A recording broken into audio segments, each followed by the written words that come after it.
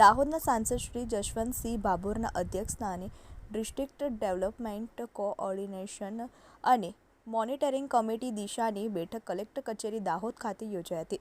આ બેઠકમાં ગત 2 બેઠકની અમલવારી રિપોર્ટ સમીક્ષા તેમજ કાર્યવાહી નોંધની ચર્ચા કરવામાં આવી હતી. સાંસદ શ્રી જશવંતસિંહ ભાભોરે સમગ્ર મીટિંગની છણાવટ કરી હતી, જેમાં તેમણે જણાવ્યું હતું કે વિકસિત ભારત સંકલ્પ યાત્રાનું હું જિલ્લાના કર્મયોગીઓનો ઉત્સાહ તે જોઈને મને ગૌરવ થાય છે અને આ માટે હું સમગ્ર તંત્રની બિરદાવું છું. આ કામ સાથે સંકળાયેલા તમામને અભિનંદન પાઠવ્યું છું.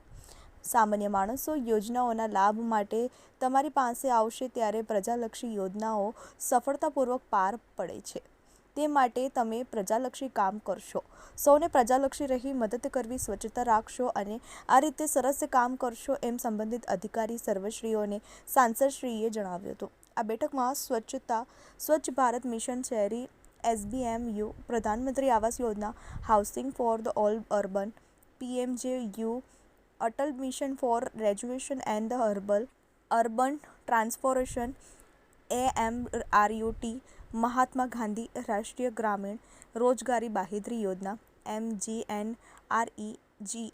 Shyamaprasad Mukherjee rurban mission Rashtriya rurban mission, Swachh Bharat mission, પ્રધાનમંત્રી આવાસ યોજના, ગ્રામીણ PMJG વગેરે જેવી વિવિધ યોજનાલક્ષી કરાયેલી કામગીરી અને પૂર્ણ કરવાના લક્ષ્યાંકો બાબતે પણ ચર્ચા કરવામાં આવી હતી. નિવાસી અધિક કલેક્ટરશ્રીએ AB પાંડોર અને જિલ્લા ગ્રામ વિકાસ એજન્સીના નિયામક શ્રી BM પટેલે પણ સમગ્ર મીટિંગની છણાવટ કરી હતી.